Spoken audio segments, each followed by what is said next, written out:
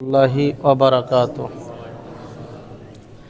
ইন্নাল হামদালিল্লাহি ওয়াহদা ওয়াসসালাতু ওয়াসসালামু আলা রাসূলিল্লাহ আম্মা বা'দ। সমস্ত প্রশংসা একমাত্র আল্লাহ সুবহানাহু ওয়া তাআলার জন্য, যে আল্লাহ সুবহানাহু ওয়া তাআলা আমাদেরকে সুদূর দিনাজপুর চিরির বন্দর থেকে আপনাদের এখানে এসে এবং আপনাদেরকেও শত কর্মব্যস্ততা থেকে ফারেক করে এই এলাকার অনেক মানুষের মধ্য থেকে গুটি কয়েকজন ধর্মপ্রাণ মুসল্লিয়ান ইকরামকে আসরের 4 রাকাত ফরজ সালাত জামাআতের সহিত যিনি আদায় করার আমাদেরকে তৌফিক এনায়েত করলেন, আমরা সেই মহান মুনিবের দরবারে অন্তরের অন্তঃস্থল থেকে শুকরিয়া আদায় করে বলছি আলহামদুলিল্লাহ। কেননা আল্লাহ তৌফিক না দিলে ভালো কাজ করা সম্ভব নয়, নেকির কাজ করা সম্ভব নয়। আল্লাহ যাকে ভালোবাসেন, আল্লাহ যাকে জান্নাত দিবেন, তাকে আল্লাহ জান্নাতের কাজ তার দ্বারা করিয়ে নেবেন। সুবহানাল্লাহ। সালাত আদায় করলে বিনিময় কি দিবেন? জান্নাত দিবেন। রাসূলুল্লাহ সাল্লাল্লাহু আলাইহি সাল্লাম বলছেন, তোমাদের মধ্যে কেউ যদি দিনে 5 বার মসজিদে যাতায়াত করে তাহলে তোমরা সাক্ষ্য দাও যে সেই ব্যক্তি মুমিন। সুবহানাল্লাহ, সুবহানাল্লাহ। অথচ আজকে আমরা আজান হচ্ছে কিন্তু মসজিদে আসতেছি না, সবারই ভাগ্যে জুটতেছে না। অনেকে নামাজ পড়ে কিন্তু নিজের খেয়াল খুশি অনুযায়ী, হয়তো বলছে যে মাঠে আসি, এই কাজটুকু শেষ করি তারপরে যাই। অনেকে আছে যুবক পোলাপানেরা মোবাইল নিয়ে ব্যস্ত, কেউ গেম খেলা নিয়ে ব্যস্ত, কেউ গাঞ্জা খাওয়া নিয়ে ব্যস্ত, কেউ ফ্রাশ খেলা নিয়ে ব্যস্ত। আপনাদের আছে না নাই? তাস খেলা, গাঞ্জা খেলা, মোবাইলে গেম খেলা আছে না? এখন নাই, আলহামদুলিল্লাহ, ভালো। আমাদের ওদিকে এখন সয়ে গেছে। তো এই যে এগুলো নিয়ে ব্যস্ত আছে। আজান হচ্ছে কোনো খবর নাই, অথচ আজান হলে আগে মসজিদে আসতে হবে। নামাজকে বলো না তোমার কাজ আছে, বলো যে আমার নামাজ আছে। আজান হইলে বলতে হবে আমার আগে নামাজ আছে, কাজ পরে। কিন্তু এখন আমরা কি করছি যে কাজ আগে নামাজ পরে, অথচ কথা ছিল আগে নামাজ তারপরে কাজ। রিজিকের মালিক কে? আমি কইছি যে আমি এই কাজটা না করলে আমি রিজিক পাবো কোথায়? এখান থেকে তো আমার রিজিক আসবে। তো ও রিজিকের মালিক ওই কি রিজিকের দায়িত্বটা সে নিজেই নিয়ে নিল।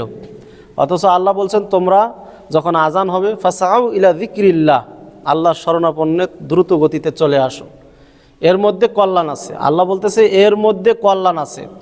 তুমি যে কাজে তাড়াহুড়া করতেছো ওই কাজের মধ্যে কল্যাণ নাই। তুমি যে ফসল লাগাইছো, এই ফসল যে খেদমত করতেছো, শ্রম দিচ্ছ, এই ফসল ফল দেওয়ার মালিককে আল্লাহ যদি না দেয় কিছু করার ক্ষমতা আছে কারো? চায়না লাগাইছেন, ভুট্টা লাগাইছেন, এই কিছুদিন পরে বন্যা যদি আসে ধ্বংস করে দেয়, কিছু করার আছে কারো? তাহলে আপনি যে নামাজ রেখে, নামাজ ছেড়ে যে আপনি এই যে কাজ করলেন, ওর মধ্যে কি নাই? বরকত নাই। অথচ আপনি যদি ওই কাজ বাদ দিয়ে বলেন যে না, আগে আল্লাহর ডাকে সাড়া দিব, আগে নামাজ পড়ব, আগে সলাৎ, তারপরে দেখা যাবে আমার কাজ পরে। এরকম অনেক ঘটনা আছে যে সলাতে আসছে, সলাত আদায় করার পরে দোকানে গেছে, দেখা গেছে যে অন্য দোকানদার আসছে, ওর দোকানে বিক্রি বেশি হয়েছে, আলহামদুলিল্লাহ। কাস্টমার আসছে, বলছে যে আমি এখন আজান হয়েছে, নামাজ পড়তে যাবে, এখন বলছে আমার সামান্য একটু খালি খরচ দেন, বলছে না দিব না। ওই লোক অনেক ঘোরাঘুরি করে পরে এসে দেখে ওইখানেই ওই খরচ ওখানে ছাড়া নাই। তো এই যে আল্লাহ যে মনে করেন যে মানুষের যে রিজিকের দায়িত্ব নিয়েছেন, রিজিকের মালিক কে? আল্লাহর রিজিক যে মানুষকে দিবেন, এটা কোন দিক দিয়ে কীভাবে দিবেন এটা বলা যাবে না। এই জন্য তিনি হচ্ছেন উত্তম রিজিক দাতা। এবং এই রিজিকটা আল্লাহ বলছে আমার ইবাদত করো, আমি তোমাদের রিজিকের মালিক, আমি তোমাদের রিজিকের দায়িত্ব নিয়েছি। আপনার আমার রিজিকের একটা দানা এই দুনিয়ায় অবশিষ্ট থাকা পর্যন্ত আপনি আমি কেউ দুনিয়া থেকে বিদায় নেব না, মানে মারা যাব না। যেদিন আমার রিজিক শেষ হবে সেই দিন আমি মারা যাব। আপনি যতই চেষ্টা করেন এই 2 বিঘা জমি আমি নিব, আপনার রিজিকে যদি না থাকে ওই 2 বিঘা জমি আপনি কোশ্চিন কালও নিতে পারবেন না। তার আগে আপনি মারা যাবেন। হঠাৎ মারা যাচ্ছে না নাই? যুবক পোলাপানেরাও মারা যাচ্ছে। বলে যে ওই ছেলেটা কিছুক্ষণ আগে গেল, দেখলে অ্যাক্সিডেন্ট হয়ে মারা গেল, অথচ অল্প বয়স। আসছে না এরকম অ্যাক্সিডেন্ট? ঘটছে না ঘটনা? তো অতএব আল্লাহর ইবাদত আগে করতে হবে, কাজ আমাদের পরে করতে হবে। কিন্তু এগুলোর কিছু সমস্যা আমাদের মাঝে দেখা দিয়েছে। আজকে মসজিদগুলোতে মুসল্লি নাই। আজকে যুবক পোলাপানেরা, ছেলেমেয়েরা পিতামাতাকে সম্মান করে না, আছে না? আজকে রমাদান মাস, মসজিদ ভরাট হওয়ার কথা ছিল, কিন্তু ওই যে গতানুগতিক অন্য মাসের সময় যেমন হ্যাঁ, আপনার হইলো এই যে খালি তারাবির সময় কিছু লোক, আর শুক্রবারে জুম্মার দিনে কিছু লোক মসজিদ ভর্তি হয় রমাদান মাসে।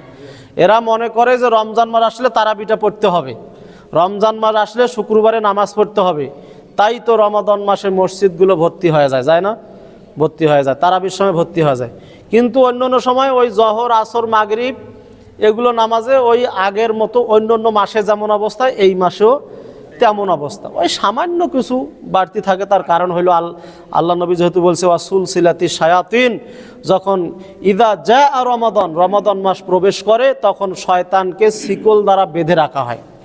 তাই শয়তান, যার দিলে একটু ঈমান আছে, ও কি করে, একটু ঘাটতি ছিল, এই ঈমানের কারণে ওই যে শয়তান আরও তার কাছে যাইতে পারে না, ওয়াসওয়াসা দিতে পারে না, যার ফলে ও তখন মসজিদে আসে রমাদান মাসে। শয়তানকে যে শিকল দ্বারা বেঁধে রাখা হয়, কিন্তু মানুষরূপী কিছু শয়তান আছে, এগুলোকে ছেড়ে দেওয়া হয়। এগুলোকে শয়তান ট্রেনিং দিয়ে ছেড়ে দিয়েছে। শয়তান বলছে যে এই এক মাস আমি তোমাদের কাছে যাইতে পারবো না, কিছু করতে পারবো না, এই এক মাস তোমাদের দায়িত্ব, এগুলো পরিচালনা করা, সব দায়িত্ব বুঝি দেয়। তাই তো রমাদান মাস আসলেও অনেকে রোজা থাকে না, আছে না? রমাদান মাসেও গান বাজনা নিয়ে ব্যস্ত থাকে, আছে না? তো এগুলো হলো শয়তানি কাজ, এগুলো শয়তানের কাজ এগুলো। তো এগুলো তারা শয়তানের কাছ থেকে ট্রেনিং নিয়ে এগুলো করতেছে। অথচ রমাদান মাস আসার আগে যে প্রস্তুতি নেওয়ার দরকার ছিল, আল্লাহর নবী সাল্লাল্লাহু আলাইহি সাল্লাম তার সাহাবীরা প্রায় কোনো হাদিসে এসেছে 3 মাস 5 মাস আগ থেকে প্রস্তুতি গ্রহণ করতেন যে রমাদান মাসে আমি কিভাবে ইবাদত বন্দেগী করব।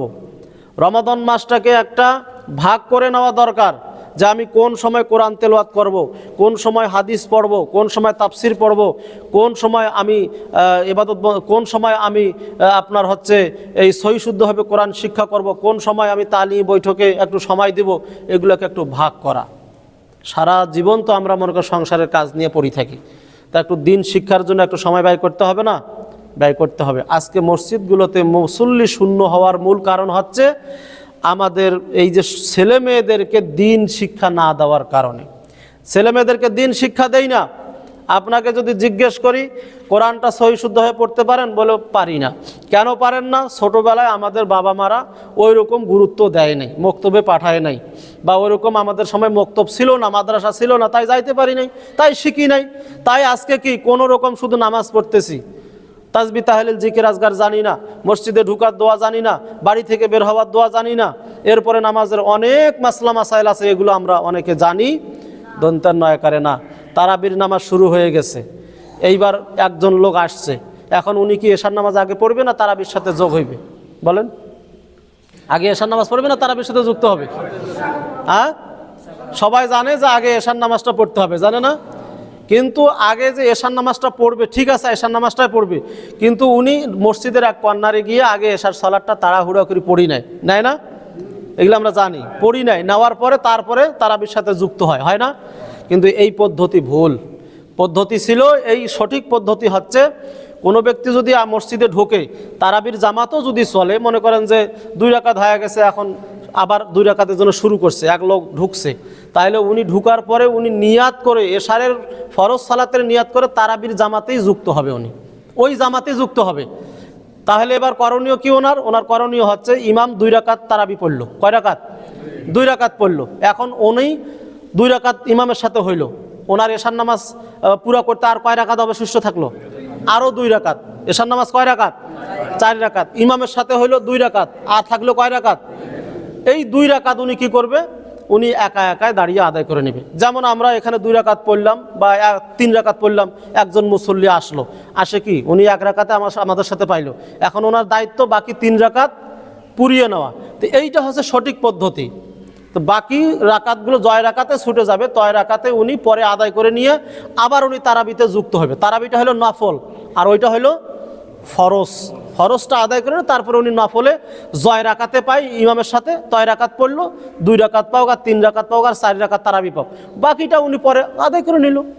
এই হলো সিস্টেম, এই হলো ইসলামের বিধান। কিন্তু আমরা কি করি দেখি মসজিদগুলোতে আলাদা কর্নারে তাড়াহুড়া করে নামাজ পড়ে তারপরে তারাবিতে যুক্ত হয়।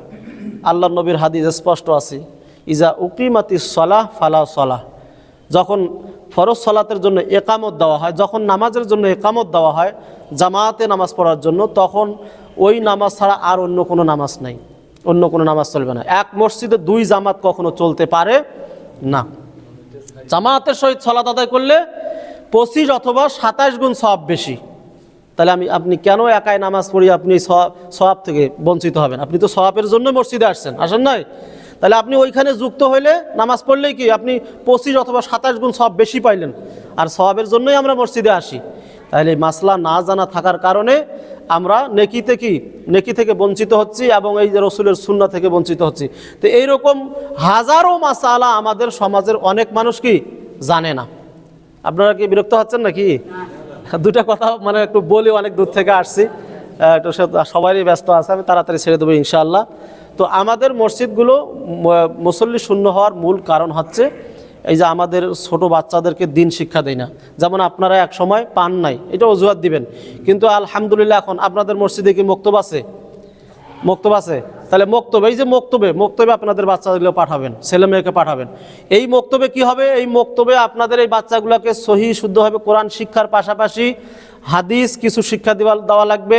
এরপরে কিছু দোয়া যেগুলো ব্যক্তিগত জীবনে লাগে, যেগুলো পায়খানা ঢুকার সময় দোয়া কে পড়ে দিবে, মসজিদে ঢুকার বের হওয়ার এই যে দোয়াগুলো আছে এগুলো সহ পিতামাতা মারা গেলে যাতে জানাজাটাও অন্তত আমি পড়াইতে পারি।